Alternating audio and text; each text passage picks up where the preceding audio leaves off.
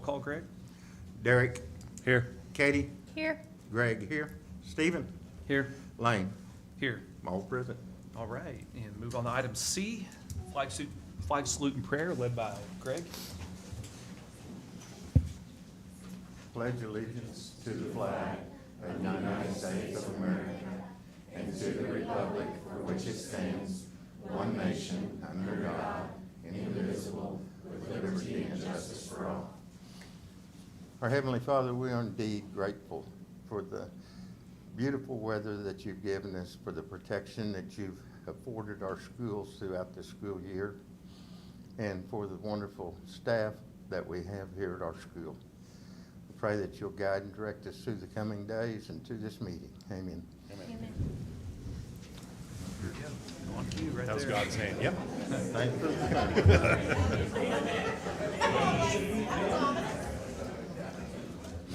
All right, moving on to item 2, board reorganization. Discuss and vote on Board of Education president. I'd like to nominate Lane Jones.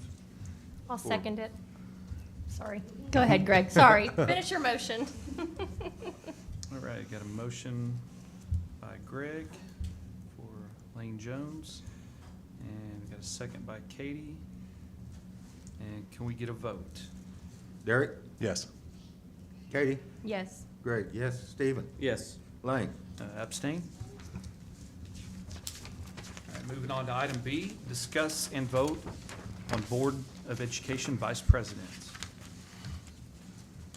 I'll make a motion to nominate Greg Duffy as vice president. I'll second it. All right, got a motion by Stephen, a second by Katie. Can we get a vote?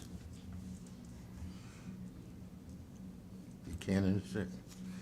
Derek, Yes. Katie, Yes.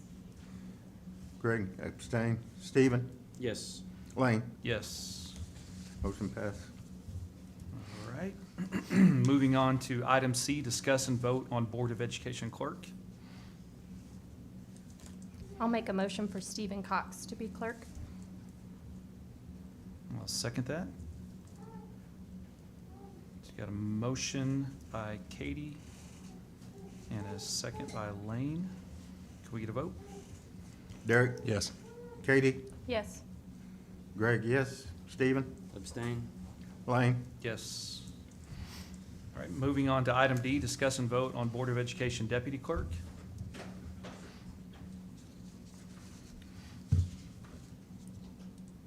I'll make a motion to nominate Katie. All right, motion by Stephen to nominate Katie. I second. Got a second by Derek. All right, can we get a vote? Derek, Yes. Katie, Abstain. Greg, yes, Stephen, Yes. Lane. Yes. All right, moving on to item 3, special recognition, Part A, Teachers of the Year. Very excited. We do, yes. Nice. It's our pleasure tonight to introduce our 7 site teachers of the year. If you all will come up, please, and stand. We actually saved the front row for you, but none of you seem to.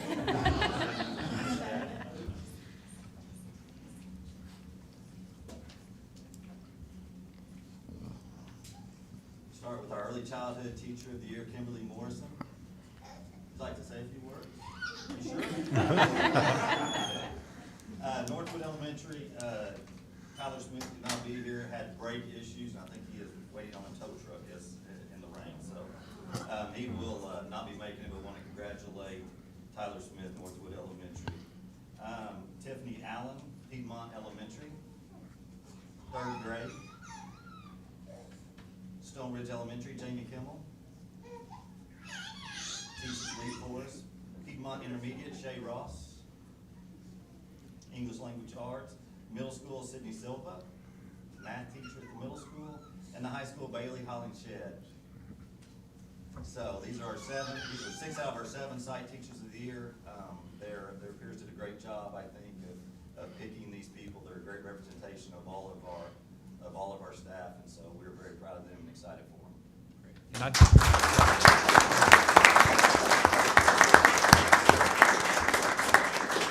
think I speak on behalf of our board when I say this, that, over the last several years, public education has gotten much more difficult of an environment to work in for numerous reasons, and it's not been any easier, so your work doesn't go unnoticed, and we really appreciate it. I can tell you the people in our community, there are people that move here because of our schools, and you're a big part of that, so thank you. Absolutely. Congratulations. And before you sit down, I think Mrs. Campbell wants to get a picture. With you guys, and so if you guys just want to turn around this way, and we'll add board members around them, and we'll get.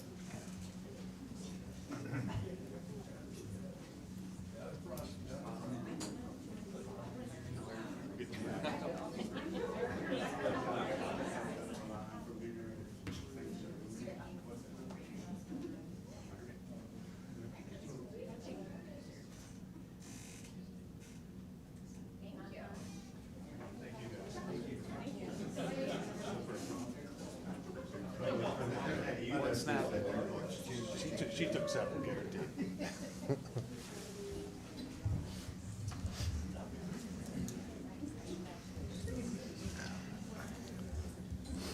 All right, moving on to item 4, public participation. Pursuant to board policy BEDR, members of the public shall be allowed to attend all meetings of the Board of Education. In addition, the Board of Education will have an item on every regular board meeting agenda that affords citizens the right to speak. Any individual wishing to address the board shall sign in with the board minutes clerk prior to the start of the meeting. The president of the board will then acknowledge only those individuals whose names are listed to address the board. The board will set a maximum time of 21 minutes at each regular meeting for public comment. Those wishing to speak will be limited to 3 minutes. Speakers will be allowed to address the board in the order they signed in with the board minutes clerk. The president of the board may extend the time limits if necessary. And our first is Jackie Cardwell, Ada Heisey, and I'll have a timer right here. And when you hear the buzzer go off, that gives you your 30-second mark to start wrapping it up. Okay. Go ahead and, Ada has something for you, so. All right, ready? Okay. Good evening, honorable board members. Thank you for your time and consideration once again. After last month's meeting, my friend Mrs. Heisey and I had a long discussion about land and schools. We're both researchers by nature, so we looked up some information and we brought that to you this evening. We created a map of homes that are coming in Oklahoma City limits, Canadian County unincorporated, and Piedmont limits. We do not have all of them on there, and we're aware of that, but we tried to do the best we could in a short time frame. As you can see, Oklahoma City, 14 developments. Piedmont, 5 developments. There are about 4 or 5 not listed. Canadian County, we only found the 1, but we know that there are 3 or 4 others. They represent a total of home units of Oklahoma City, 3,096. Piedmont, 661 plus. Canadian County, 32 plus. A full total of 3,789 home units coming in, most within the next 3 to 5 years. The parents of Piedmont Schools are aware of its impending 6A status. We love our beautiful new facilities. However, in light of the information that we looked up, our priority needs to be in the securing of land for classrooms, not unfortunately in our award-winning sports gyms and fields.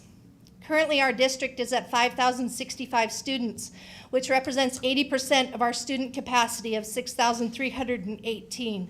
If we assume only 1 student per household of those units, where are those 3,700 units or children going to go? We've purchased 0 land. Every development application requires the developer to send a notice to you, the school board. Since we looked back 1 year, there was not one letter sent in protest in Piedmont or Oklahoma City for these units until November 29th of 2022 with a 706 unit development. That's the first record we found. You've missed opportunities to meet with developers in land partnership for schools. However, we didn't even tuck money aside in our last bond, so I'm not sure how we would pay for them anyway. I'm the parent of athletes. I love sports. I understand the needs, but I'm a parent who believes in education first, classrooms first, teachers first. Without those, what does it matter what our facilities look like? I reviewed the district plan. I see more facilities, and I understand we want a performing arts center, and we want a new administration building. We want a new football field, but we need classrooms and teachers. We need land, we need schools. There's not a developer today you're going to find who's likely going to gift land. So what are we going to do? I recognize these figures probably come as a shock to you, as it did to us. We sat back and pretty much stared at each other, because it's something to see it visually versus just hear it. So I ask you to plan. We ask you to engage. We need you to be honest with us, and you need to admit we're in trouble. We need you to stop relying on one sole person who didn't do his job effectively in reporting these developments to you. And if he did, why did you do nothing? I don't understand. We elected you, we trust you, we believe in you, we'll help you. If you need a parent board to help you secure land and try to plan ideas, we're here for you. The parents believe in the future of our children. We'll extend bonds, we'll give children places to learn and to grow, but that has to be our priority. We have to start including money for land purchases in our next bonds, and we can't keep looking to the past to plan our future. right, Thank thank you you. for your time. All right, next is Jose Villarreal. And same thing, I'll start the timer when you begin speaking, and when you hear the timer go off, you'll have 30 seconds to wrap up. All righty, thank you. Good evening, everybody. Please forgive my appearance, I was working. I just want to start, first of all, by saying thank everybody on the board. The jobs that you do are very strenuous and very hard. I'm sure that you hear from both sides, negative and positive. But I just wanted to say thank you for, doing what you do for our kids. I also want to thank Stone Ridge that they allowed me to be a health teacher this year. In the beginning, I was so happy. I love the children. I just wanted to maybe touch on school safety. When my wife and I moved from Oklahoma City to the Piedmont District, we saw a county sheriff at Stone Ridge, and we were so excited. We loved that. And then over the years, it just kind of went away. And I know we have our officers, and we're happy about that too. But is there maybe some way that we could bring back more reinforcements for them as well? Because I know when I was at Stone Ridge, the officer would come for a little bit, then he'd go somewhere else and somewhere else, I'm guessing. So that, or I know it sounds ancient, or maybe bars in the front doors with the glass is fine. Because as you saw, or as you have seen in the past, the majority of shooters come through the front door because they're glass. They're going to shoot them out. I don't know how much it is for bulletproof glass, but I'm sure it's pretty expensive. But at any rate, I mean, that would be kind of like an idea. My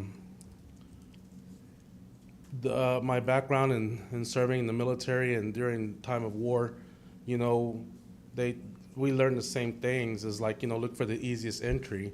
And I believe that if we had some sort of reinforcement in the front doors, it might deter them for somewhere else, hopefully. I found out today on the way up here that today in Yukon, they had to close the schools because some kid ran away over the weekend with a rifle, so they took action. Is that the correct and right way? We don't know, but I'm thankful that they did. Nobody got hurt. So, and I apologize for not being prepared. My heart's just beating like crazy. But anyways, most of all, I just want to thank everybody here, all of the people in the audience, all of the people on the board. Thank you very much for all that you do for our children.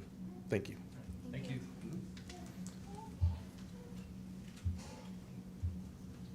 Right, and next is Jonathan Heisey. You begin, I'll start the timer, and when you hear the buzzer, 30 seconds, please. Good evening. Just wanted to have a quick comment about communication. Today, a couple of road projects started, one in Oklahoma City, one in Piedmont. The only notification I got from the school was something about 2 o'clock on a Facebook post about, these parents in these neighborhoods, the bus might be running late or the schedule might be, messed up. I know for the city of Piedmont, we notified the school several weeks ahead of time, and today was the only time that I saw anything from the school notifying the parents about that delayed school bus routes. We'll say that there's another project starting on Apache Road here in another week or so. So I look forward to maybe the school doing a better job in notification of the parents about the school bus routes. Thank you. All right, thank you. As you know, we can't respond to comments, but we appreciate your time and effort coming up here to share those with us as well. All right, so moving on to item 5, presentations, Part A, the OSSBA evaluation tool presentation. Dr. Heim and Dr. Ciano, let you have the floor. Right there behind. Brent? We're supposed to get Joe the clicker, come on. Don't give me the clicker. Well, thanks for having us this evening. We're the B team. I think I know all of you. Sean High, Dr. Joe Ciano. He's in the Education Hall of Fame, so we have to give him a little special deference. We all know that. I'd like to make you turn pink a little bit. We're only going to take up about... Pictures that are in the basement. Yeah, we get your picture. The picture is the thing. We're only going to take about 10 to 15 minutes of your time. We'll give you kind of an overview, answer any questions you have. And if you come back and want to adopt it, we'll come in and do an hour, just special meeting where we can talk to you about superintendent evaluation, how to go through it. But first and foremost, what does the law say? Dr. Sina? So we do know that the school board has responsibility, and we know one of the main responsibilities of the school board is to hire the superintendent. But in our view, the most important thing is once you hire the superintendent, is working with the superintendent in a collaborative way for everybody to be successful. Kids are successful, the boards are successful, superintendents and leadership are successful. So the goal is, yes, an annual evaluation, that's what the law says, but we're a big believer in this idea of a governance team. And you're part of that team, leadership is part of that team, and we believe that the superintendent evaluation can be a real key part of that governance team in terms of creating success in the future. Really was developed back when I left Piedmont Public Schools as superintendent. Dr. Kane was superintendent, and Kane was superintendent Stillwater, and through that time we talked back and forth about what kind of superintendent evaluation do you have. Dr. Sina was superintendent, Norman, like nobody had a good instrument. The state passed TLE. TLE was for our wonderful teachers, for our principals. Guess what? Superintendents weren't included. So most of our superintendent evaluations are once a year little check boxes, and that's not good for either side. It's really good to have collaboration. We all have jobs. We all want to know where we stand in our job at any given time and be able to have that discussion. So as we go through this, we've set up, Dr. Kane worked with other state school board associations across the country, set up an online system. We have an online system for evaluation system. It's up to you as we go through and talk about this. You can modify any of the rubrics. You can modify any of the goals. You can have it monthly, you can have it quarterly, or you can have it yearly. We would recommend you take pieces of it, do it monthly or quarterly. That's what I did as superintendent. Mine was quarterly because I didn't really want, if it was at the end of the year, I didn't really want graduation to count more than the first day of school, right? Like the weather today, graduation's bad, they might have blamed me. So I kind of like to do it during the year so you can know where you stood and continue to improve along the way. So again, we already talked about this, most important duty of superintendent is hiring the superintendent, but also we believe in having a robust type of evaluation process that helps meet the goals of the school board and helps the superintendent go through that process. We're big believers in obviously goal setting and where's, we heard about growth in the community. There's goals that go along with that, and this evaluation tool allows the board and the superintendent, and the leadership team, I would say, to work together to reach those goals that the board might set for that the community and the board set together going forward. So what does evaluation look like? Evaluation really has 8 domains, the ones that you would see anywhere across the country as we get the research. Number 1 is board superintendent relationship. First thing you have to have is this governance team has to know what makes each other tick, know what's going to happen if you come to adversity. The board has to trust the superintendent, the superintendent has to trust the board when you come to those moments that you're going to make the right decisions, because we're all going to have some of those times, right? So human resources, staff relations, operations, that comes down to what we talked a little bit about, facilities, facility planning, talked about earlier, school finance would be how you're budgeting, what do your budgeting goals look like. So in the end, we know that teaching and learning and assessment are really the key to the work. All these other things are key points in terms of responsibilities of the superintendent and leadership team and the board. But in the end, it comes down to teaching, learning, and assessment. You know, what are the things that we're doing in our district to help our students meet the goals that we've set for them and their community's expectations are. So that's a key part of this, evaluation tool is where are we and where are we going? Yeah, and, you know, we did the For the People a few years ago, that vision for public education, the Administrators Association, School Board Association, that teaching and learning really should be the centerpiece. Everything else is the hub around it that feeds to improving teaching and learning.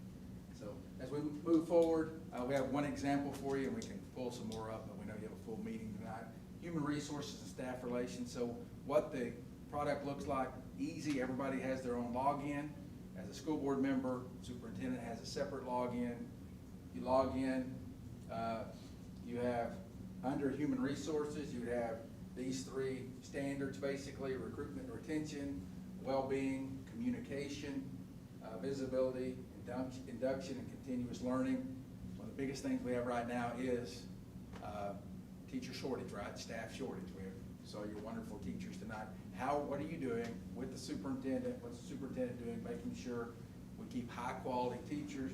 So once you get into the system, one of those would look like, this is what the site would look like. Under communication, human resources, you score it 1 to 4. And just like what we do in teaching, in assessing, we have a rubric for you. So you get a 4 if you establish, sustain trust and open communication with all administrators, faculty, and staff. So that's, if you have trust with everyone, you get a 4. The next one establishes, sustain the culture of trust and open communication with most administrators. Then obviously the next one's going to be just a few administrators, faculty, and staff. And the last one is the really low bar of, you get a 1 if you have not established any of that. That's where you really have trouble. So it's pretty easy. So the foundation for this process and the ongoing piece of this process is nothing gets solved in any, we talk about this being an important relationship type of work that we do. In the classroom, it's relationships between students and teachers. You can be the best teacher in the world if you don't have relationships. We're going to have a challenge. It's relationships with parents. We're a relationship business. Did you steal that from the little thing on the wall there? Yeah, I like indicators, it helps. So we're a relationship business. So one of the foundations for this that I really like, and as we've talked with boards across the state with this, about almost 100 boards are using this and superintendents, is this idea that evaluation, just like with our teachers, it's not supposed to be an I got you, right? It's supposed to be about building and being productive and growing and learning. This gives us and boards the opportunity to be talking with superintendents throughout the year about where are we today?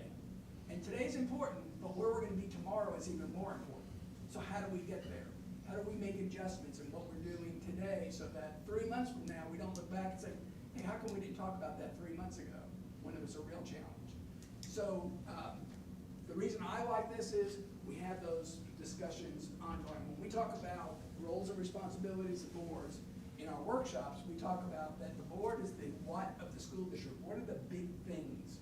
Where do we want to be as a school district? Superintendent leadership team is about the how. This is the great opportunity for boards and superintendents to talk about, here's what we hoped for our schools. Superintendent, how are we getting there? What are the resources that we have to get us there? And talk about that on an ongoing basis. And that's the basis of the whole evaluation tool. And by breaking it up, when you have different sections at a time, superintendent can bring forth artifacts and say, here's how we're meeting these goals. Here's how I'm meeting the goals. Here's how the district's meeting the goals, whether they be academic goals, finance goals, etc. So we've done all the talking. Any questions? This is a time where you can give feedback. Greg, any questions? I can see him looking. No? So one of the things that when Dr. Sayano and I first talked about this, and make sure that it is apparent.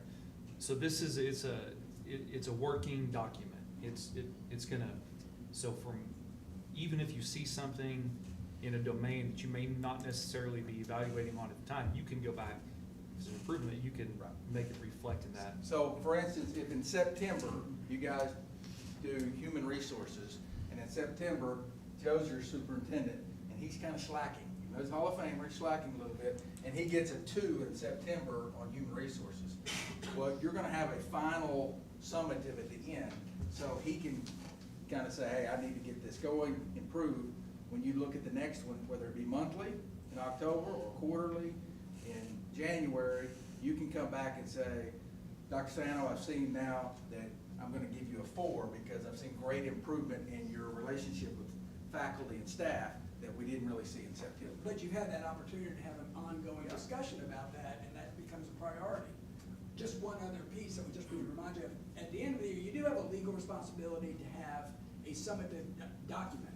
So at the end of the cycle, and schools do it in different ways, some of us had our final evaluation in December, going, and that Some of us had ours in June. And some in June, so superintendents do it in different boards, do it in different times, but at the end of that cycle, whatever it is, you're gonna have a summative evaluation that all of these ongoing assessments will accumulate, and that will be the final document that the superintendent signs, board president signs, and that's what goes into, So just you- like with the teacher, so- there's a document at the end. So on all these domains, it would print out the score, a summative score, superintendent would sign it, board president would sign it, and it would go in a file, and could have an electronic file as well.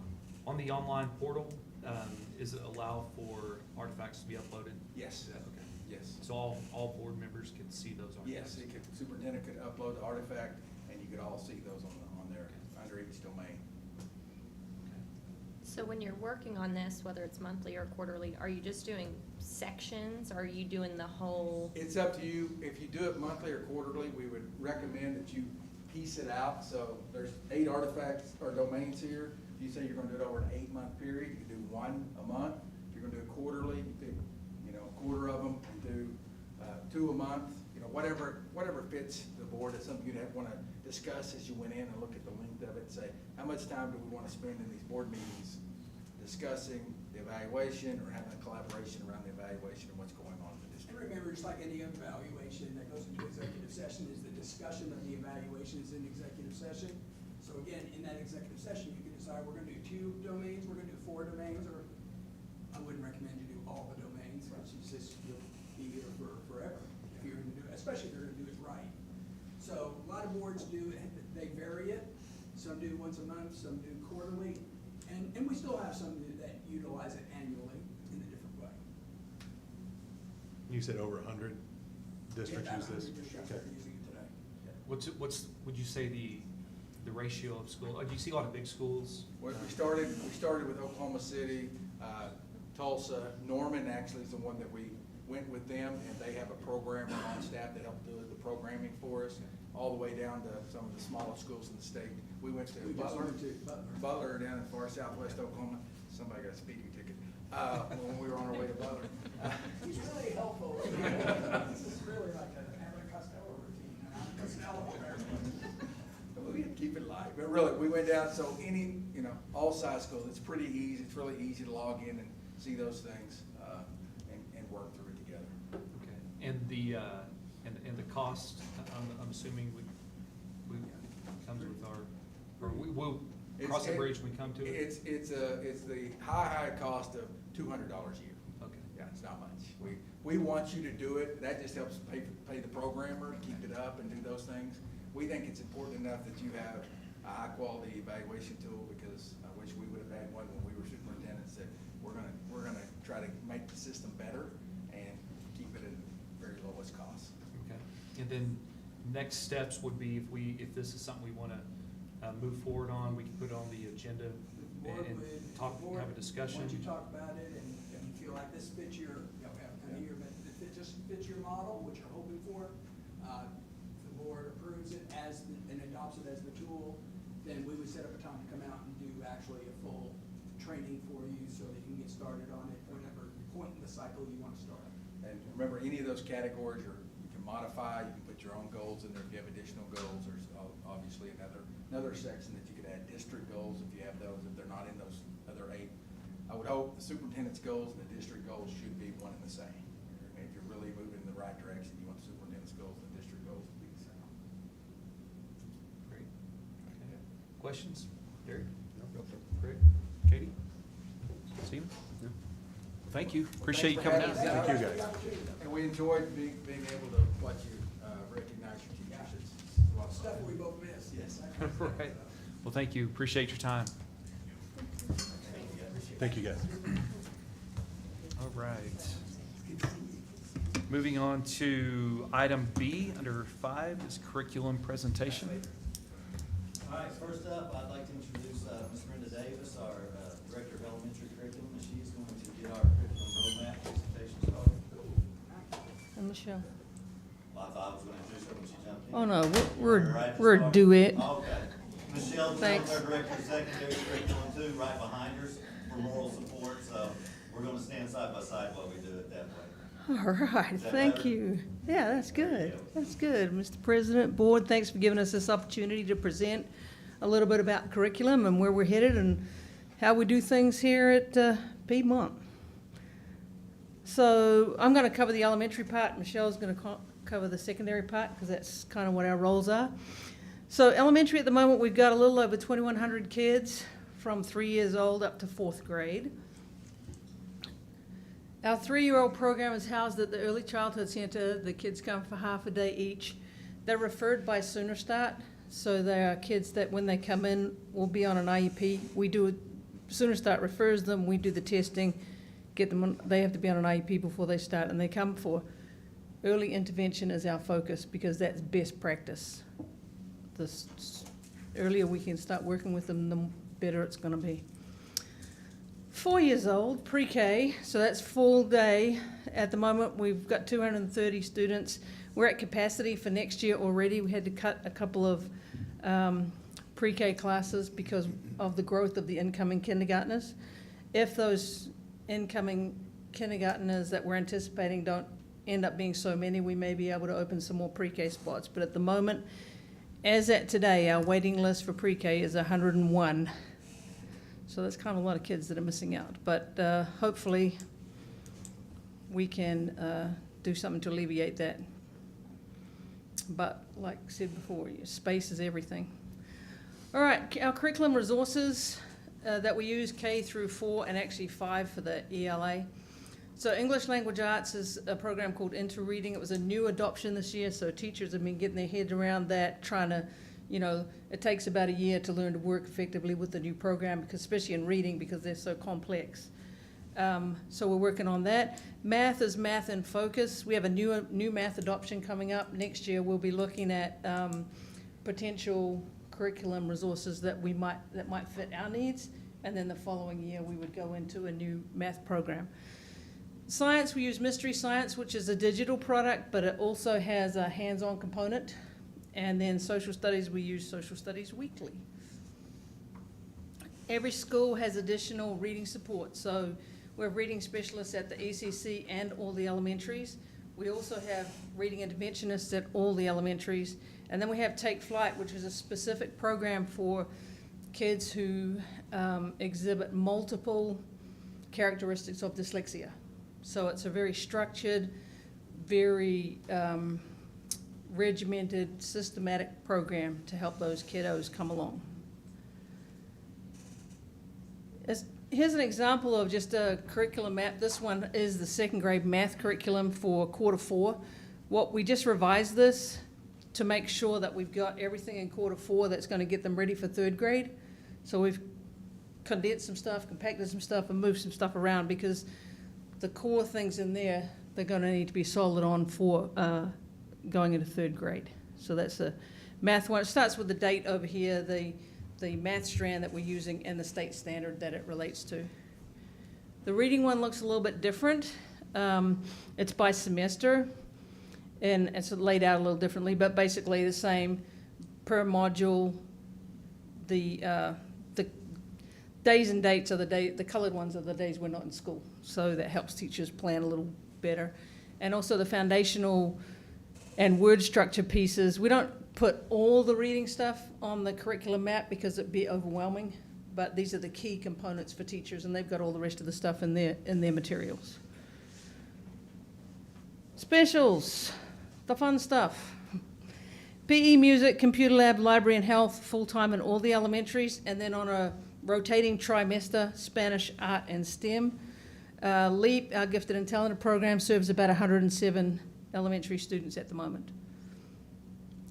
Specials in the early childhood center looks a little bit different, but a little bit the same. PE, music, art, and STEM, full-time for them. Special education services across the district, we have a total of 828 students in special education of all sorts of varieties. About almost 19% of that is the elementary, and then about 14% is secondary. And speech language makes up just 2.5% of that. One of our ongoing development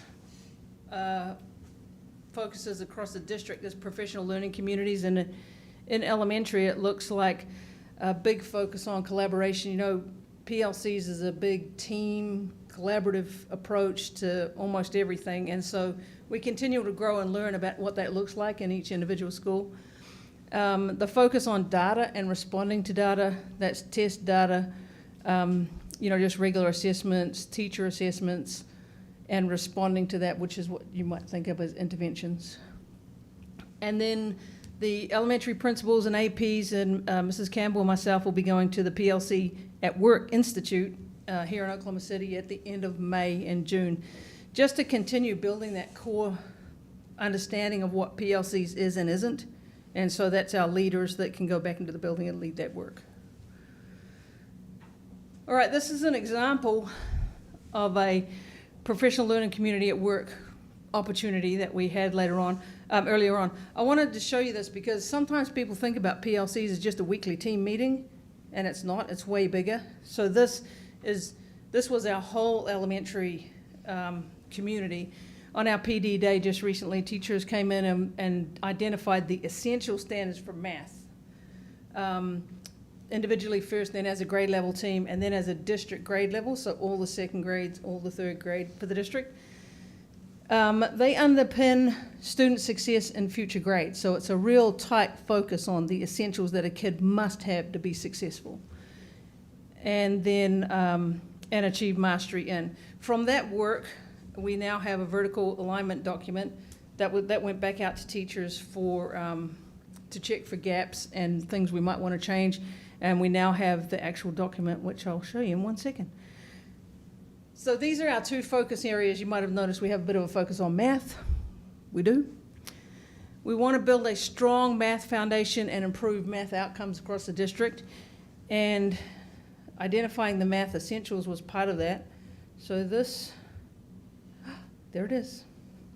This is our vertical document. So that means it goes all the way from pre-K through 4.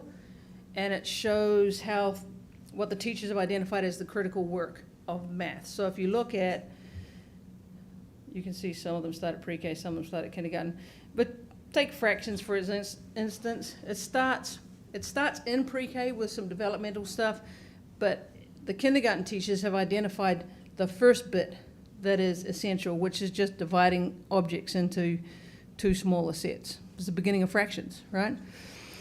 Next bit gets a little bit harder, then you're a little bit harder, and then you're, halves, thirds, and fourths. Then by the end of that, we're including, in 4th grade, we're talking about fractions and decimals and the whole lot. So it starts really early on, and we build on that. And that's pretty much what this document shows.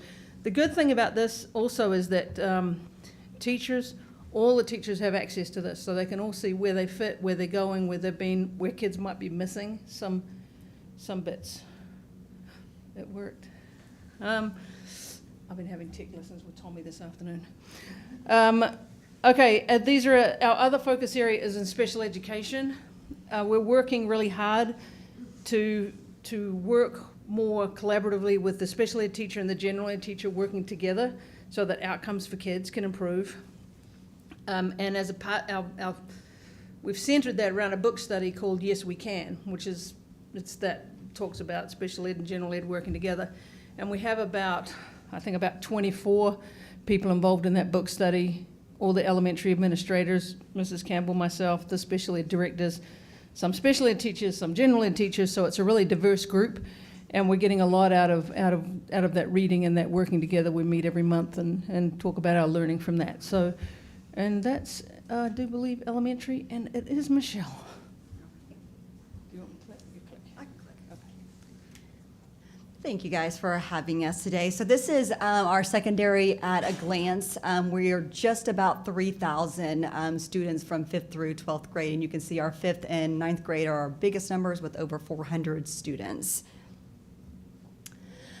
For curriculum for secondary, in 2019, we moved towards more open resources as opposed to actually purchasing curriculum. As you know, sometimes we purchase curriculum, spend several thousands of dollars on them, and it's missing lots of components that we need to be able to teach the standards that we are supposed to. And so we kind of moved away from that and started using open resources, which is just finding things online through other teachers. We still go back to some textbooks that we have and things like that to be able to incorporate into our lesson plans. And so we still do use some textbooks. 5th and 6th grade math at the intermediate still uses big ideas. Like Brenda said, for 5th grade, because it's still considered elementary, we do use HMH, the interreading that was adopted this year. And then in 6th grade science, we use Open SciAd, which was part of something that the State Department piloted that our 6th grade teachers wanted to do. And so that is a curriculum that we have started using for 6th grade science. We've also got some exploratory options for our 5th grade, so as they start getting older, more options start coming to them that they're available to start taking, like art and band. LEAP obviously is something that they have to qualify for. We currently have 121 students in 5th and 6th grade at the intermediate that are involved in LEAP, taking PE, Spanish, tech, and vocal, and then in 6th grade it gets a little bit more different options that they're able to choose from. When you get to the middle school, math still uses a textbook. We use Pearson. And then, again, open resources for language arts. We also have approved novel sets. Those are approved by myself. They go in their course syllabus, and so we make sure that they're not books that are controversial, that they are ones that are approved and that our parents will approve of as well. We also have options for students that if they don't want to participate in that particular book, we have other options for them to be able to do as well. For 7th and 8th grade science, we use a program called Kessler. They also use open resources, but that is something that the teachers requested. It is an online program, but also has tons of different things that they can download, different experiments and things like that that they use.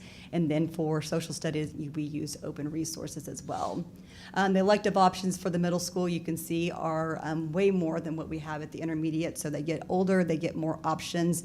The only elective option that they have that they actually have to qualify for is LEAP. And so our numbers change a little bit from the intermediate. Once they get to the middle school, we only have 30 students that participate in our LEAP program at the middle school level.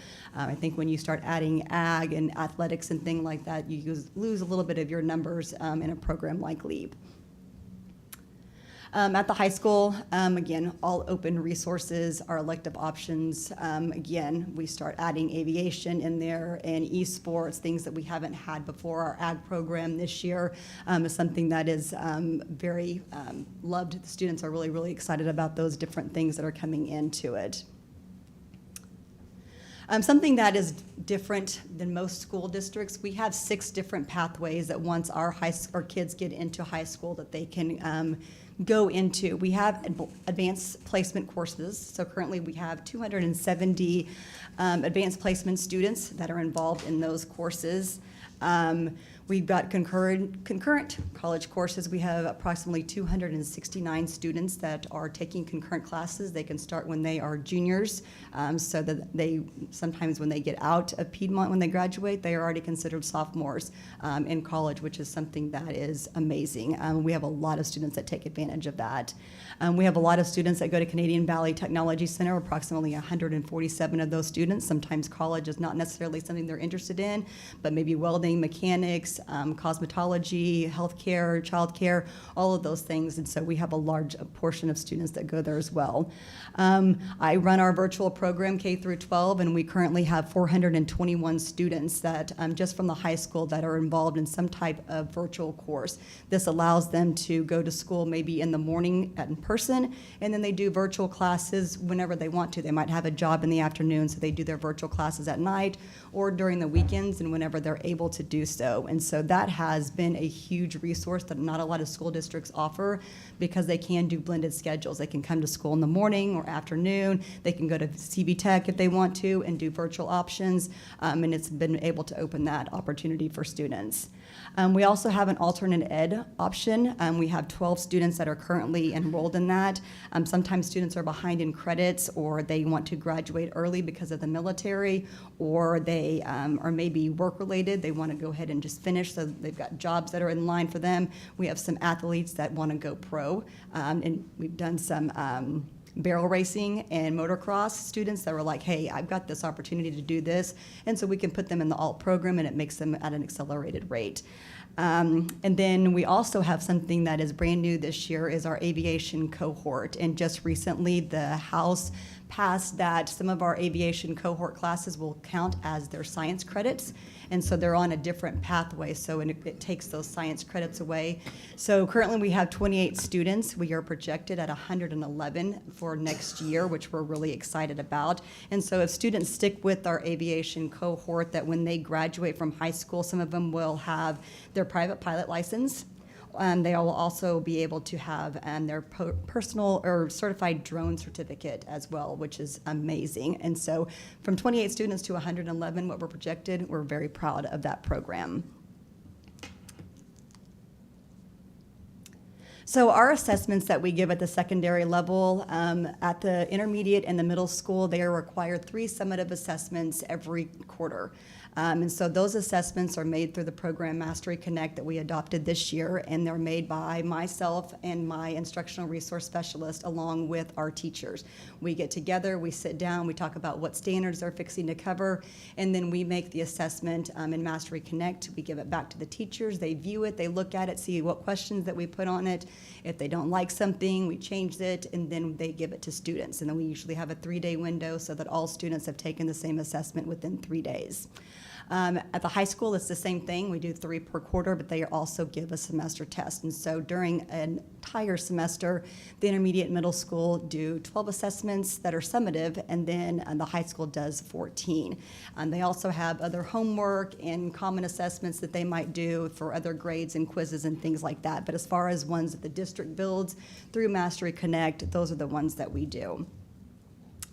So after each assessment, we set meetings. So far, we've done over 320 data meetings this school year. And so myself, my instructional resource specialist, the principal that's in charge of that particular core class, and all the teachers, we get together after their assessment. We look at their data.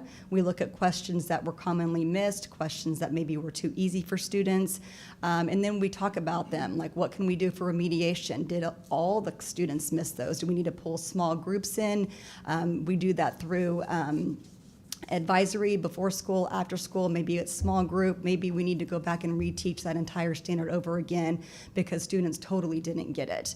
We make notes on the assessment so that next year when we're going back through, and it's like, okay, this next test is coming up. We knew last year the students had problems with this question, so we're gonna go back in and make changes to those. And luckily, all that data is stored in Mastery Connect, and we keep track of students and how they're doing. If a student is in red consistently, then that means that they're falling behind, and we try to do some remediation for those students. But we meet, like I said, after every one of their assessments that they do. We also talk about their next assessment. What are we moving on to? And math is especially important because if they didn't get those concepts before, then we also obviously can't move on until we've got those concepts because they build on each other. And so we talk about the upcoming assessments, and then that's when myself and the IRSs, we start working on making those assessments coming up so that teachers have them in plenty of time for them to be able to look at them before the students actually take those assessments. From 5th through 12th grade, we have curriculum maps for every core class. They are all set up the exact same way, that way that you know exactly kind of what's coming up. And so I'm gonna kind of just briefly show you, not all these, but just an example. So this is the 6th grade geography curriculum map. And so this kind of tells you the quarter, the unit, what resources, and then all of the standards over here, the listed that are gonna be covered in that particular lesson plan. And so I wanted to kind of show you that this is Unit 1. If I were to go into this, let's see, like this Google slide right here. So this is something that the teachers use. This is teaching latitude and longitude. It's all listed right here in this curriculum map. This is something that all the teachers in the district have access to. So if I'm a 5th grade teacher and I want to see what they're doing in 7th grade, I can go to the 7th grade curriculum map. If I'm a 12th grade teacher, I can go down and see what they're teaching in 5th grade and at what particular time in the school year that they're teaching. Teachers are often surprised when you look at an ACT math test that how many standards that are actually covered in 5th and 6th grade are actually on the ACT. You think that it's just stuff that's taught in high school, but a lot of those are basic things. And so this is one example of a curriculum map, and it goes all the way through. These are working documents. They're constantly changing. As teachers come in, they add things, new resources that they find. There's links, there's slideshows, everything that you want. If you have a new teacher coming in, this is extremely beneficial because instead of just saying, here you go, here's a curriculum map for the entire school year, has everything mapped out for the week to the day, exactly what you're going to need. And sometimes if you've got multiple people adding into it, I might have a certain teaching style, but they might have a different one, and there might be something for each one of them to be able to use.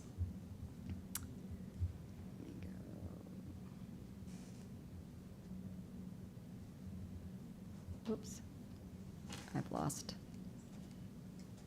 Oh, this is where I need your help. Oh, sorry. And then I'm going to show you just a biology one. So that was an intermediate one, and this is biology. You can see it set up the exact same way. And so they have week 1. This is what we're going to be doing. These are the standards that we're going to be covering, and these are all the resources. So every one of these have links to them. They have videos. They have key terms, vocabulary, and it just goes through the weeks of what they're going to be doing. And again, every year it changes. They work on these every time that we meet together. Myself, the IRSs, we're constantly looking at their curriculum maps to make sure that they're updated. If they've changed something, we put them in there to make sure that they are always updated and where they are needing to be. So that is all that I have. Do you guys have any questions for myself or for Brenda? Or just for me? I have a question, one for each, so just since you're up first. So like on the open resource curriculums, I know you said they are built, so like are teachers adding, I mean, you guys are adding in like the standards that we need to meet for, and then is it pre-decided in like a group setting, like what actually goes in the lesson plans, or do each of the teachers kind of make their It's own? definitely a group effort. When they meet and we talk about, we try to figure, especially if you're talking about math, it kind of starts from the beginning and builds on itself. For history, it's in the order of events. For English spirals a lot, and so things that you might talk about in one book or novel or a cold read or a short story, then you're going to end up talking about it again. And so then those standards get repeated again. And so it just kind of depends. But it's always a group effort. The teachers were always sitting and talking about it, and they get to decide how they want to teach it in the order. And sometimes it changes. You're like, you know what, we really should have done this before this. So we need to make a note that next year they should have this material prior to, because they would have gotten what we're teaching right now had we had this first. And so it's definitely a collaboration with myself and the teachers, the administrator, the instructional resource specialist, all of us in there together. But all the students, will they get a pretty consistent, like no matter which teacher they had? Like, Oh, if they have two absolutely. Since ELA we know those teachers, they'll assessments have, are like, coming up, they consistent- are all teaching the same standards at the exact same time. It might look a little bit different as far as, I like this particular slideshow that we're using, but I'm going to use this slideshow because that just fits my teaching style, but it's over the same standards because they know that in 3 weeks that assessment's coming up and they know the standards that are going to be covered on it, and so they definitely have to be teaching the same thing. Now, when we look at some of the information, the data that Mastery Connect gets us, you might do a teacher comparison, and this teacher like knocked it out of the park with this particular standard. It's like, okay, what did you use? Because what I did, my kids didn't get it. And then that's when you kind of discuss, We and can this, still and then measure like, that. yeah, it's like, okay, next time I know that I need to go back and do some tutoring, and I'm going to take the techniques that you used, and I'm going to try it with my students. So that communication and just being able to meet with them those every 3 weeks is a great opportunity to do that. I was gonna ask on like the new curriculums, like I think you said we were using a new language arts. How long do we teach that, and like how are we measuring whether we think that was a successful new curriculum? So I think our new ELA is 4 years. how we measure how, what we're really measuring is not necessarily the effectiveness of the curriculum. We're measuring the learning outcomes that we've managed to do. Teachers use other stuff besides that, but it is our core curriculum. So does that answer your question? Yeah, about 4 years. I was thinking they probably had to learn it a couple years and then eventually they'll get to a state test, and I wasn't sure if that's where we're measuring or if it's just each year the teachers are. Say that again about the state test? Well, I was trying to just determine how many years we watch it before we kind of decide if that was a good switch. So I don't know if switch is the right word, but update. Yeah, no, so I think I've been teaching and what have you for about 25 years, and we change. We just change, and sometimes it's about the next best thing, and sometimes it's about something they offer something that another company doesn't have. One of the things that for math, with the math adoption coming up, our teachers are already looking at and making lists of what are the things you need in a curriculum that we're going to look for when the salespeople come calling. So instead of waiting for them to sell to us, we're already documenting that stuff and saying, we got to have this, we need more practice here. So when we look at a new curriculum, potentially, we can look at all the things we wanted and go, no, we can't have this one because it hasn't got this, and we said we want this. So it puts us in a little bit different position. I wasn't here for the reading adoption, but reading adoptions are hard because reading is so complex, and you want lots of bits and pieces. I think our reading adoption that we've got at the moment, just to kind of add on to what you were kind of asking, is being adopted by lots of districts, big districts, as well as little districts across the metro. So I guess we're all trying it out, and the good thing is that in the wider PLC model, we are all working together behind the scenes too. I work a lot with the ELA curriculum person in Putnam City, and I've got another one in Oklahoma City. So we're all having similar challenges. We're all using the same curriculum, but it's funny how we're all using it differently. So I think that our kids are showing the kids love the stories in it, and that's a really good thing. And I think our teachers are finding their way through it quite nicely as we kind of progress. Next year, as we start next year, of course, we'll hit the ground running because we'll already be really familiar with it. Did that answer your question? Yeah, I was just, because it takes a year to get the hang. It so I was does. just It wondering takes how about many a years year. we give It takes about a year to go through the full cycle of everything So it'll- and find out what you're missing or not. Yeah, okay. That is Thank you. correct. Thanks. I think Okay. just an observation, even looking at the the curriculum map, I'm sure the teachers appreciate the ease of being able to sort through the resources and being able to find the resources easily and be able to navigate those, because I know that's, when you're trying to plan for 5 or 6 classes in a day, it can be difficult to get the resources, so I'm sure that's appreciated. And these are teacher done. We go in and put things in as we find them as well, but most of this is the teachers. They put the stuff in there and how they want, and then they rearrange it. And so the teachers have we started really working on curriculum maps last year when I took over on this position, and to make them all uniform and all to look the same and all in the same spot where everybody could find them.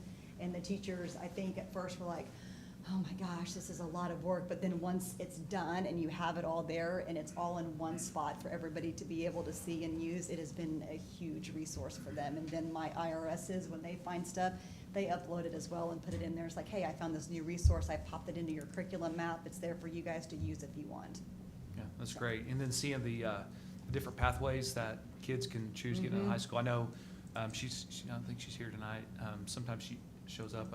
Lindsay Wilson was really instrumental in getting the aviation information to the district, and so I know that thing's really taken off. Absolutely. And so much interest in that. Yes. So it's neat to see non-educators contribute to the success of our students as well. So anything else? That's great. That's really good. Yeah, this Thank is you. interesting. Thank you Yeah. so much.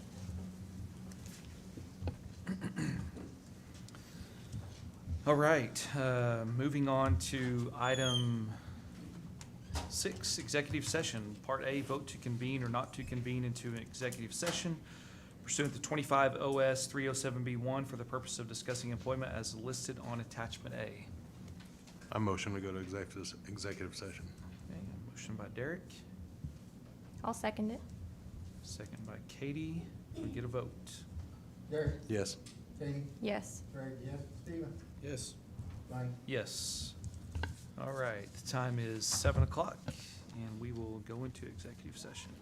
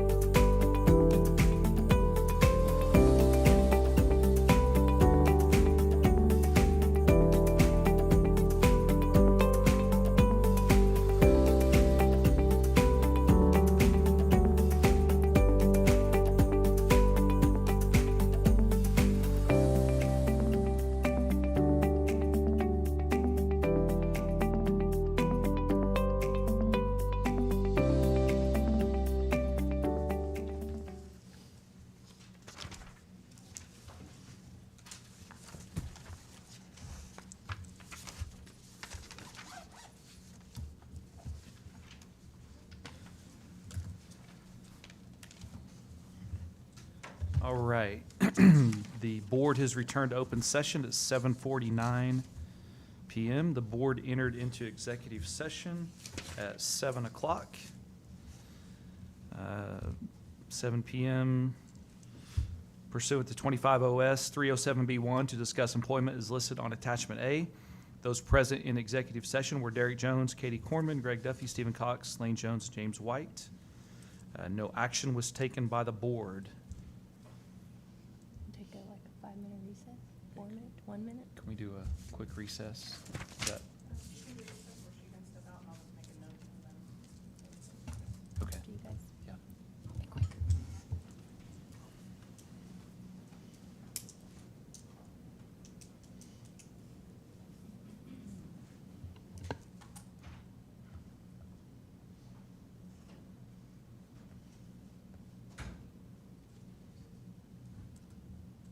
If you aren't continuing on, then you can recess. If you're going to continue on, she can just step out without press on forward. Okay. So if we wanted to do a quick recess, how do I word that? Board wants to take a recess, no vote on it? Okay. Board will take a short recess.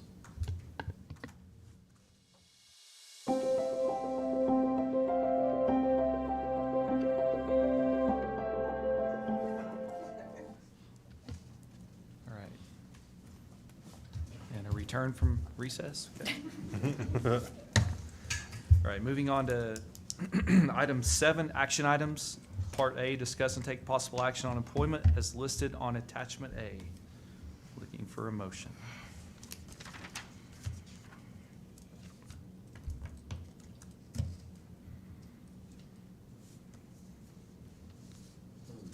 Would like to make a two-part motion, is, that,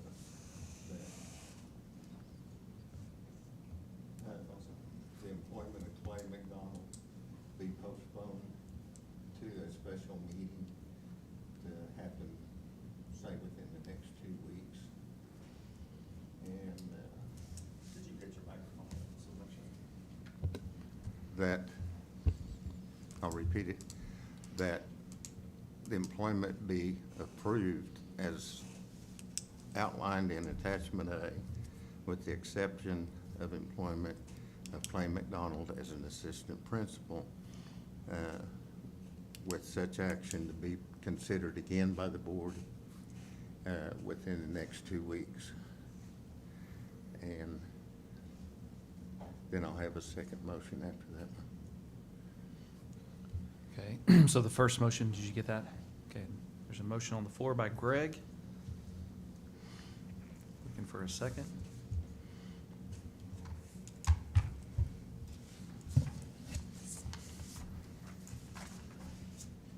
I'll second his motion.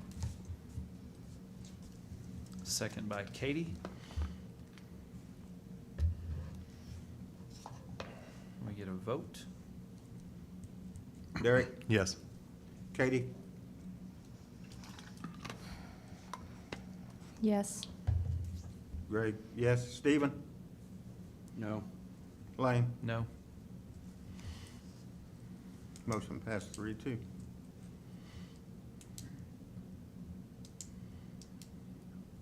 All right, second party? And the second part of the motion is that any action taken for reassignment of personnel from their current positions be reconsidered also at that meeting, that no action be taken until that meeting that we have as a special meeting. That make any sense? No. Huh? I need specifics.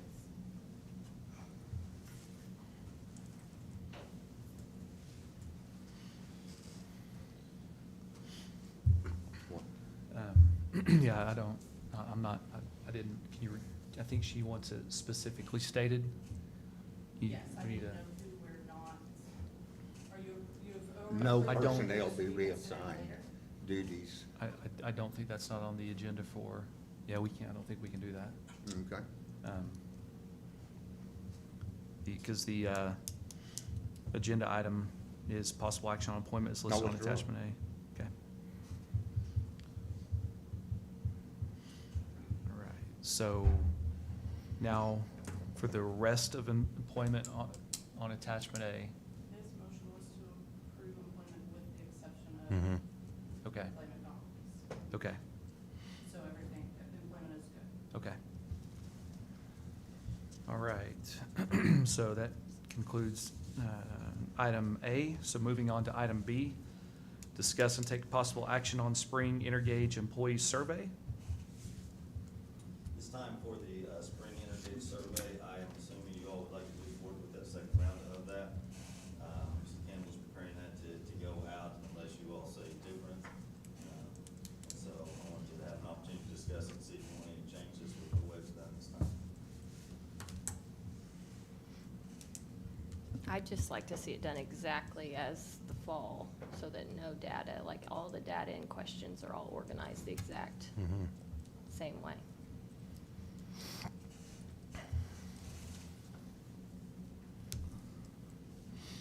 And that was part of the budget that we already approved the first time. It was a two-part.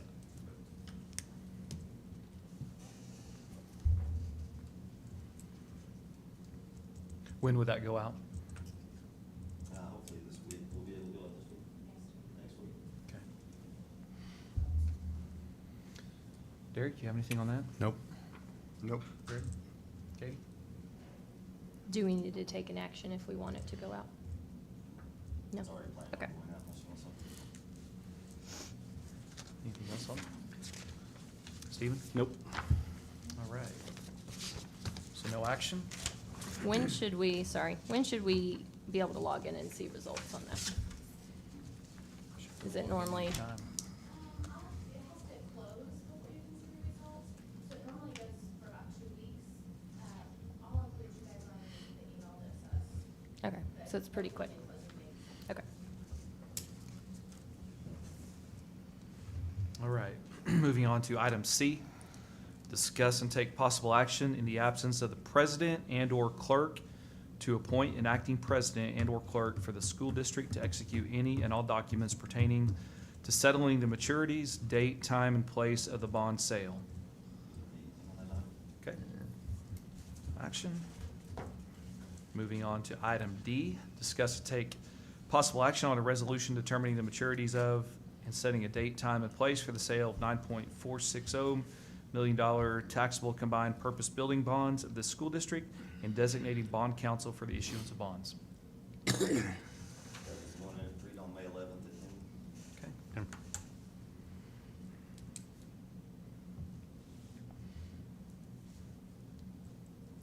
So do we need a motion then to set that May 11th?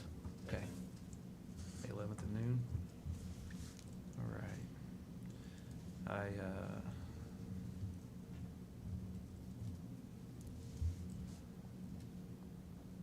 would make a motion that we, May 11th at noon for a special board meeting for item D. I'll second it. Motion by Lane and a second by Katie. Can we get a vote? Derek, Yes. Katie, Yes. Greg, yes. Stephen, Yes. Lane. Yes. All right, moving on to part E. Discuss and take possible action on easement agreement with City of Piedmont. You have the agreement in your packet. Also sent you the documentation that our attorney reviewed it and the updates it made. Mr. Williams is here from the city of Piedmont. If you have any questions on that, about what the purpose of deeding that easement is. But it has been approved by our legal counsel with those changes.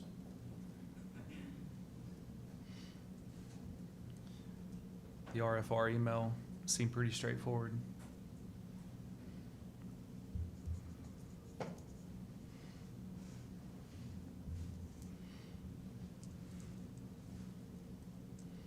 Anybody have any questions, or Derek, you have any No. questions on it?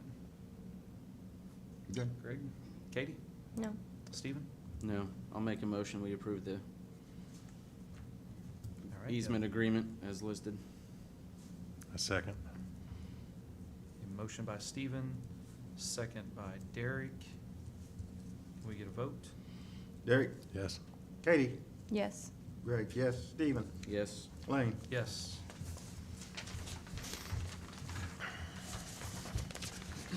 All right, moving on to item 8, consent agenda. Right spot. I skipped something. That's right. Discuss and then vote to approve all consent items. These items may be approved by one board motion unless any board member desires to have a separate vote on any or all of these items.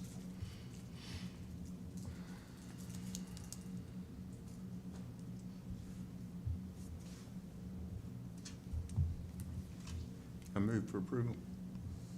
All right, got a motion by Greg to approve.